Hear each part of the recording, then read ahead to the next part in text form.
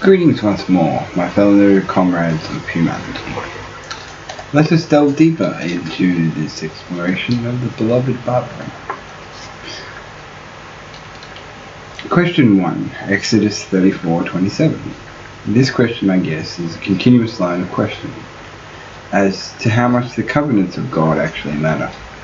The covenant with Noah, Genesis 9:1-17, we've seen God reconsider with this covenant many times already. The covenant with and promise with Abraham, Genesis 15:1-21, which is now very much under attack from this new covenant. Does one supersede the other, or is it a time-based thing? Did Ham fulfill Abraham's promise and have descendants that rival the stars? Had he completed that covenant already, and was his time over? Question 2, Exodus 34:13. Here again we still see the devout of the God, the one that they worship, the one that performs miracles, still worshipping other gods. I don't understand. How can you be so devout to a God that you'll follow him out of Egypt, where, yes, you were a slave, but you had a full belly and a warm bed and a job and security? Follow a man based on faith, that much faith. And I mean with the miracles. But then how can you ask yourself that you would still be worshipping anything else at this point? Like, I don't know, it seems weird, doesn't it? At least to me. Question 3, Exodus 33:3. This quote seems odd to me, to as coming from an omnipotent being. If we grant him foresight again, I grant him this a lot, as one of the many powers he must have as an Alpha and Omega, so I give it to him. If he knew this would all happen, how has he not either decided their life or death matter? Has he not already killed them all in his head? Has he not all lived? And then there's the question of, because he brings this up, how much sin can he tolerate? And does it have a proximity-based thing? Can he be further away and be less offended? Or does that weaken his power just like you? Is distance a problem with God?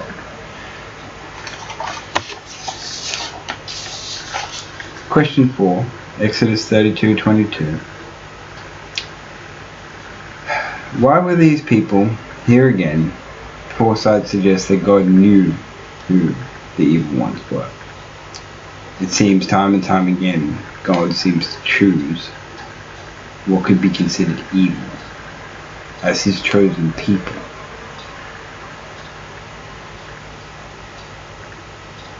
But it seems he's made this choice many times. And being God, could he not have just started another divine line? Something else besides the line of Jacob? It's very confusing to see God making human mistakes repeatedly, over and over again.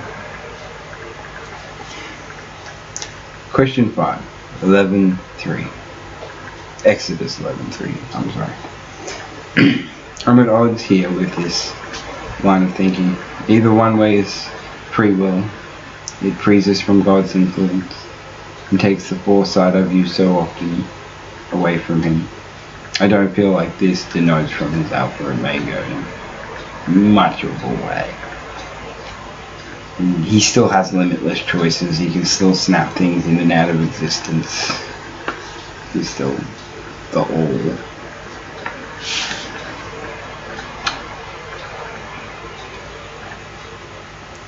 But this line seems to suggest that he does have some power over free will. I mean, if he can convince them to give up their stuff to people they supposedly hate, then what's stopping him from messing with everybody else's mind?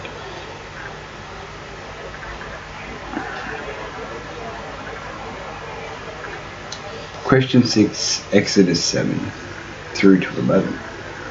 With every plague, with every misery inflicted by the plagues, the Pharaoh himself isn't even given a choice of letting Moses' people go.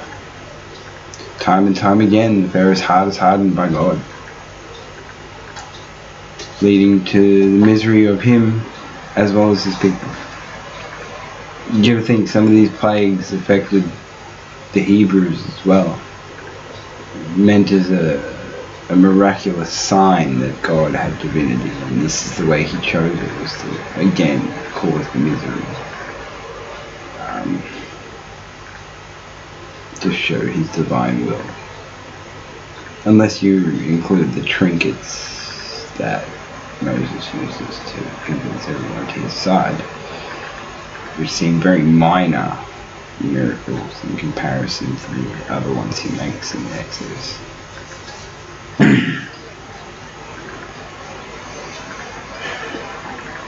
Time and time again, leading to the misery of him and, well, all his people.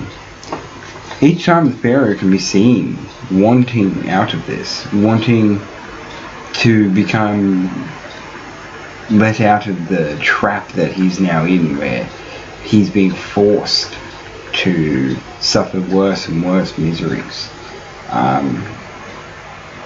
You can see it almost drives him mad. The people around him, his closest followers and advisors and all those sorts of things, begging him to stop, and he can't. And this goes to the point where God, in my opinion, is responsible for the genocide of the Egyptians. It's him that hardened Pharaoh's heart. It's him that led him across the water. It's him that led him into the trap. And it was him that sprung the trap. He killed them all.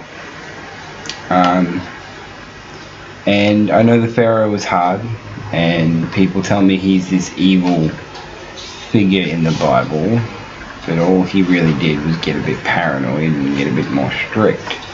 And then once he was threatened, he responded in kind.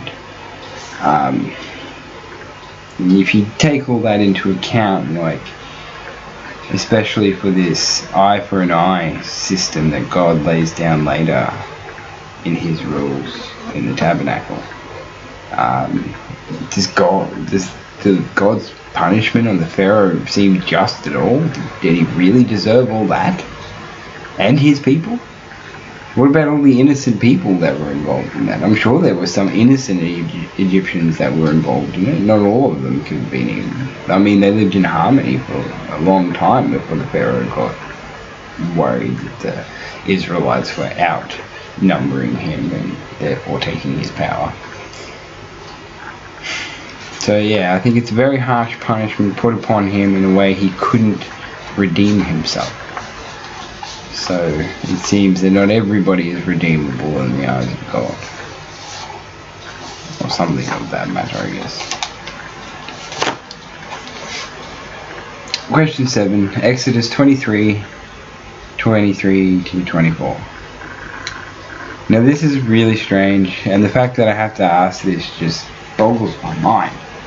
The very people whose idols and worship are the descendants of Abel, they shared the same God at some point. There's the God of Abel and God of Isaac, God of Jacob, ends up being the God of Moses.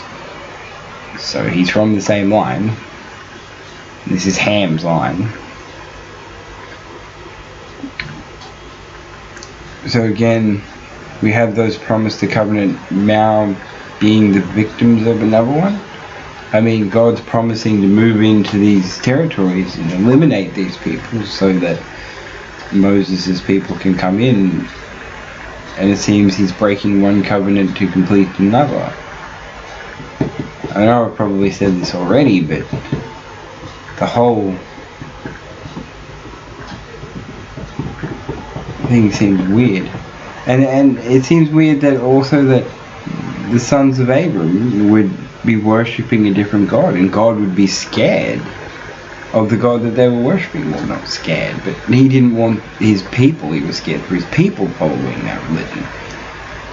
When it kind of dictates itself that they were probably still serving the same worship to the same God. I mean, why not? He'd helped them out so much in the past. Granted, they might be doing other gods as well, but I don't see them leaving the greatest God of all, the one who's always done these amazing things and has superseded everybody else. Question 8, Exodus 20 through to 23. It said how these laws have influenced our current ones a lot. I mean, you can see the direct relation of some. Thou shalt not kill, don't murder, thou shalt not steal, pretty obvious ones. Ones that you can find in history that predates the Bible. If you read through it, this only seems to be a set of laws relevant at a time when these things would have mattered and would have been helpful. And it also makes you wonder if God's chosen people needed such rules. How evil were they before that they needed these rules? I guess every governing system needs rules, but these ones seem brutality to me. I guess it's just the distance of time to put yourself in the shoes of someone who lived to maybe the age of 40 if they were lucky. These small insignificant crimes become much larger, and yeah.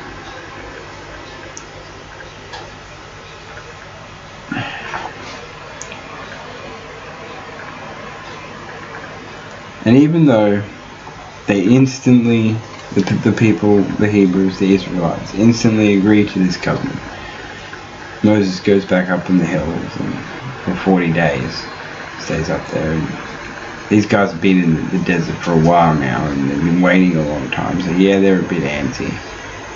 But I still don't see them disregarding all of the miracles, all of the words, all of the things that have happened before this to suddenly worship another pagan idol because they needed it for some reason. It seems extremely ridiculous, even to a primitive species. Like they were extremely scared of him and devoutly in love with him. And if you're extremely scared of something that much, you're really going to risk offending it, especially when it's the hand that feeds you. You've got to have a very basic mind to not understand this. Question 9, Exodus 19:22. There's a couple of questions here. Firstly, is God that unpredictable that he could snap and wipe everything out on a whim? It seems really scary of a God that loves me so much. Secondly, the walls around the mountain obviously didn't serve the purpose of keeping people out because they had to threaten to stone and shoot them and stuff. And with what's being said about God, it kind of seems that what they've actually done is set a barrier that God can't escape. And I think that needs clarifying, especially to someone who's first reading the Bible, because that's really what it seems like. Question 10, Exodus 4:11-12.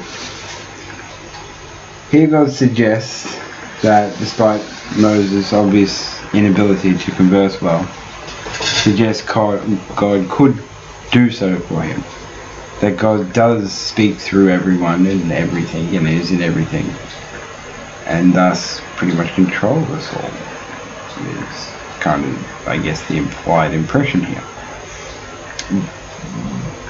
That kind of takes away the opinion of free will, and we've seen this kind of a few times in Exodus now, that free will is kind of iffy. He sort of gets to choose here.